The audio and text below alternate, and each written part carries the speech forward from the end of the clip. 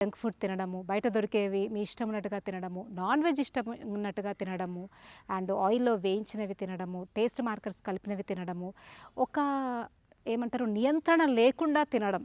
ఖచ్చితంగా ఇదంతా కూడా వెయిట్ పెరగడానికి కారణాలే.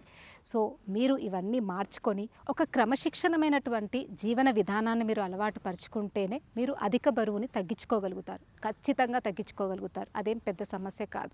అలా కాకుండా షార్ట్ ట్రిక్కులు, లేకపోతే షార్ట్ టర్మ్‌లో మాకు వెయిట్ తగ్గాలా, ఏదో ఒక ప్రోటీన్ షేక్ పౌడర్‌లు తాగితే వెయిట్ తగ్గాలా, లేకపోతే లైపోసక్షన్ లాంటి సర్జరీలు చేసుకొని వెయిట్ తగ్గాలా, ఏదైనా మెడిసిన్స్ ఇవ్వండి వెయిట్ తగ్గాలా అన్నవి మీరు ఫాలో అవ్వాలి అనుకుంటే మాత్రం మీరు ఖచ్చితంగా పప్పులో కాలేసినట్టే. ఎందుకు అంటే షార్ట్ టర్మ్‌లో వచ్చేవి కావచ్చు, షార్ట్ ట్రిక్స్‌లో వచ్చేవి కావచ్చు. అవి ఎప్పుడూ కూడా పర్మనెంట్ రిజల్ట్స్ ఇవ్వవు అన్నది ఒకటైతే దానివల్ల మీరు ఇంకో ప్రాబ్లంలో కూడా ల్యాండ్ అవుతారు. ఎందుకు అంటే ఎప్పుడైనా కూడా ఒక ఖచ్చితమైనటువంటి రిజల్ట్ మీకు రావాలి అంటే దాన్ని మనం ఖచ్చితంగా ఫాలో అవ్వాల్సిన కొన్ని నియమాలు ఉంటాయి. ఒక మనిషి అనే అతను ఎలా నడుచుకోవాలి, ఎలా తినాలి, ఎలా ఒకవేళ తన ఆకలి 4 రొట్టెలు తినగలిగే దగ్గర మీరు 2 రొట్టెలే తినండి. ఎందుకు అంటే ఒక భాగం నీటి కోసము, ఒక భాగము గాలి సంచరించడం కోసం మన కడుపులో వదలాలి.